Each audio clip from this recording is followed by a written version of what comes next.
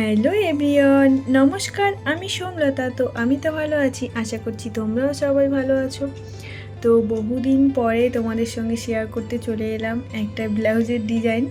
তো ভাবলাম যে সব সময় তো একই রকম হয়ে যায়, এই বর্ডারটা এখানে থাকে। তো ভাবলাম যে নতুন কিছু ট্রাই করা যেতেই পারে।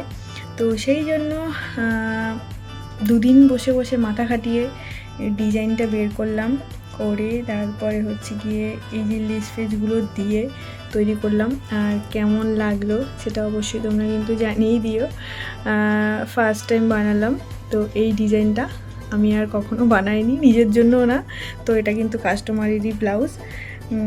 যাই হোক, আমাকে বলেছিল তুমি তোমার মতো কাটিও, তো আমি আমার মতো করে কাটিয়েছি। আশা করি ভালো লাগবে।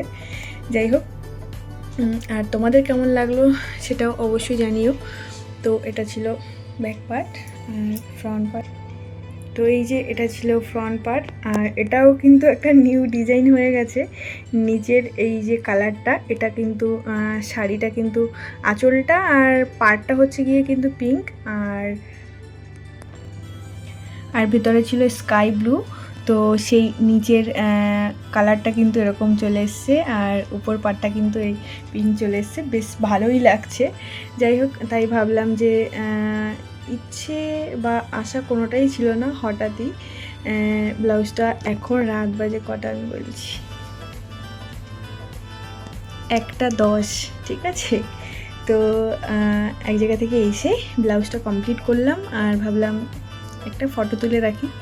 তো তখনই বসে ভাবলাম যে চলো তোমাদের সঙ্গে শেয়ার করা যেতেই পারে, যেহেতু অনেক কিছুই তোমাদের সঙ্গে শেয়ার করি।